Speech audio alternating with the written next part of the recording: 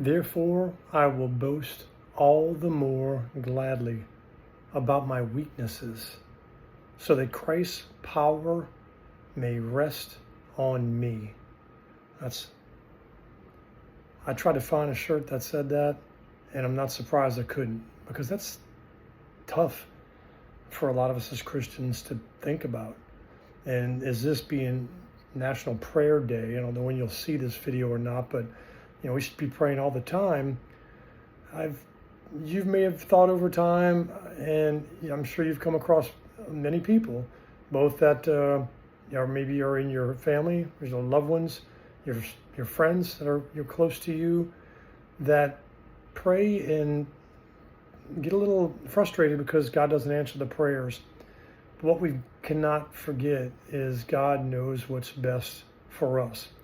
I think about myself, and you probably know if you've seen any of my posts about suffering this terminal brain cancer and having things looking a little bit shaky where I've got to go back because they think it's coming back. I could question God, but I don't. And I'm blessed to be able to do that. I can kind of relate somewhat with Paul when he wrote this and in this book, to the Colossians, that God always hears our prayers. And he does answer them the way he knows is best for us eternally, not necessarily here at this moment, at this time on earth. So these words were just so wonderful. I went to this website of a company I think I used a long time ago when you saw probably one of my first Christian, cancer fighting about Jesus being with me on my shirts probably about 7-8 years ago when this all started. And I think the name of the company is Zazzle. And what you see here is actually an MRI picture. I got Christ Over Cancer on there of my brain.